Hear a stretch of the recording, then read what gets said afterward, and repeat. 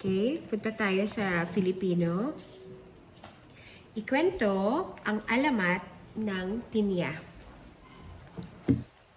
Isang araw, mayroong isang ina at may anak siyang na si Pina. At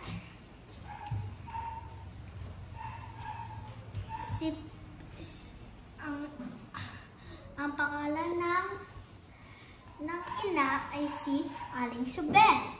At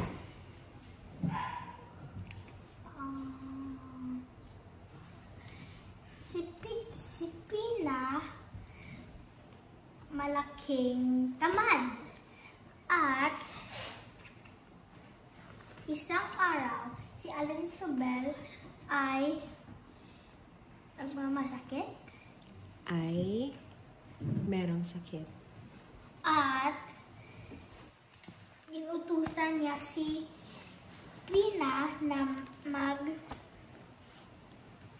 luto ng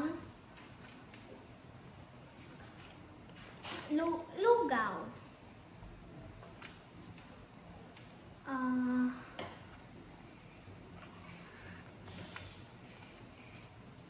Si Aling Subel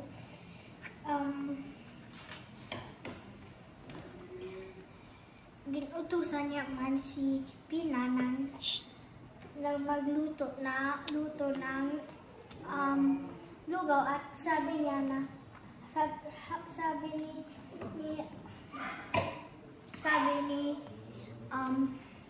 Aling Subel na si Pina na sabi niya saan ang posporo. At sabi ni Aling Subel sa corner.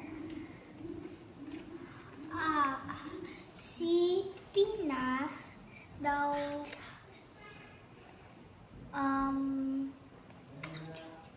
wala nakita ko na hindi na makita na Hindi niya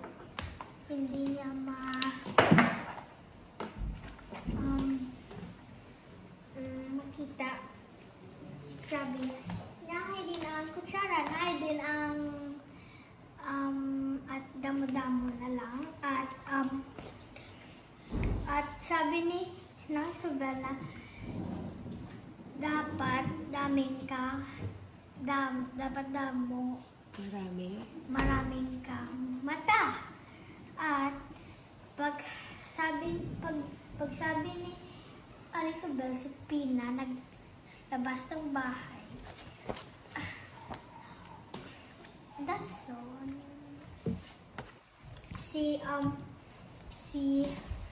Pina hindi na nababalik. Si Aling Subel kinhanap niya si Pina at ulay hindi niya makita.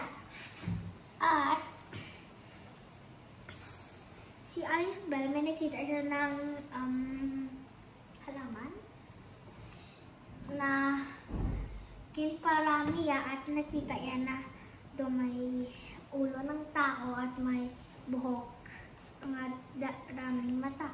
At na remember. I remember.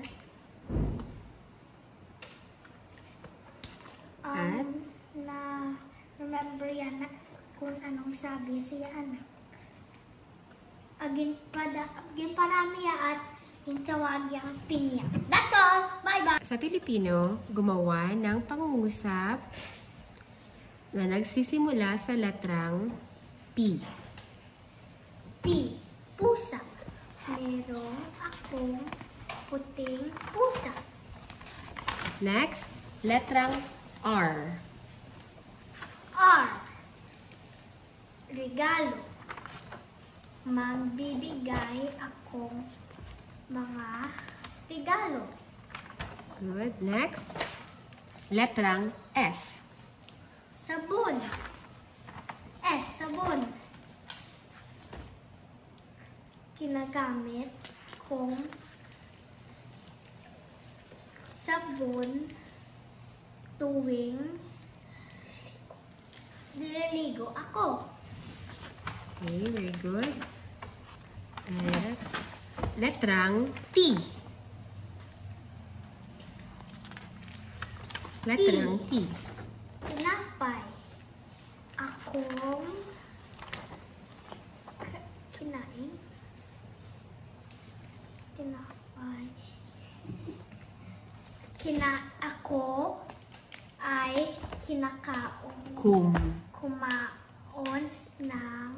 kumain ng tinapay. Okay. And letrang U.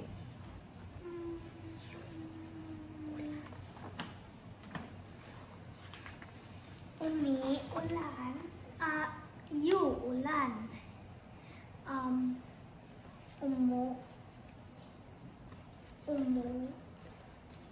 Umuulan ngayon.